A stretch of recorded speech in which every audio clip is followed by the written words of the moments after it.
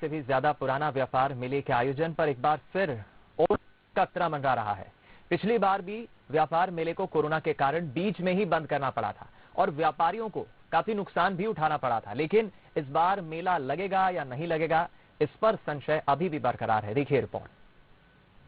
ग्वालियर चंबल अंचल की पहचान और देश भर में विख्यात ग्वालियर व्यापार मेला लगेगा या नहीं, इस पर तरह तरह की चर्चाएं हैं। जाहिर है कि ग्वालियर मेला पहले ही सियासी उदासीनता का शिकार है। लंबे समय से मेला प्राधिकरण में नियुक्तियां नहीं हुई हैं। मेला प्राधिकरण अध्यक्ष विहीन है। ऐसे में मेले का आयोजन खटाई में पड़ा हुआ है।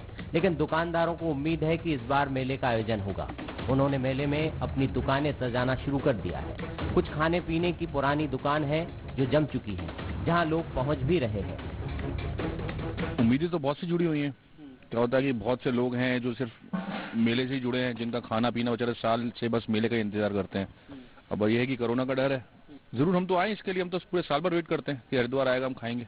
होना चाहिए। अगर गवर्नमेंट इस चीज को ठीक से देखे, मास्क का यूज हो, प्रॉपर डिस्टेंसिंग, जो कि मुझे नहीं लगता कि इतना हो पाएगा, बट अगर ठीक से होता है तो अच्छी बात है, लगना चाहिए मेला। बिल्कुल, हम तो हर साल ही वेट करते हैं कब हरिद्वार आएगा, कब हम यहाँ आएंगे और पूरी सब्जी के मजे लेंगे। बिल्कुल। राजनीतिक विश्लेषक की माने तो ग्वालियर व्यापार मेला राजनीति की भेंट चढ़ गया है। सियासी खींचतान के चलते ग्वालियर व्यापार मेले का स्वरूप दिनों दिन कमजोर पड़ता जा रहा है। पिछले कुछ दिनों से इस मेले को लेकर राजनीतिक उदासीनता बढ़ी है, तो अनिश्चितता भी बढ़ी है। कभी टैक्स में छूट मिलती है, कभी समय से उद्घाटन नहीं होता है, तो ये चल रहा है। और इस बार भी ये कोरोना और ओमिक्रॉन का जो संकट है, इसको देखते हुए सरकार अभी तक ये फैसला नहीं कर पाई है कि ये मेला लगे या न लगे। ग्वालियर व्यापार मेले से प्रत्यक्ष और अप्रत्यक्ष रूप से करीब 3 से 4 हजार लोगों को रोजगार मिलता है। ऐसे में अगर मेले का आयोजन नहीं होता है तो निश्चित तौर पर इन लोगों के रोजगार पर संकट आएगा। देखिए, आज की जो स्थिति है, वर्तमान स्थिति अगर 45 दिन और 50 दिन तक रहती है तो मेला जरूर लगना चाहिए। लेकिन अगले 45 और 50 दिन की स्थिति का हमें ज्ञान नहीं है, तो मेला लगे लेकिन इस संभावनाओं पर विचार करते हुए मेले का आयोजन हो, इसकी आयोजना हो कि यदि भविष्य में कोरोना के आक्रामक होने पर या कोरोना की लहर आने पर मेले को बंद करना पड़े तो हमारे व्यापारियों का नुकसान ना हो।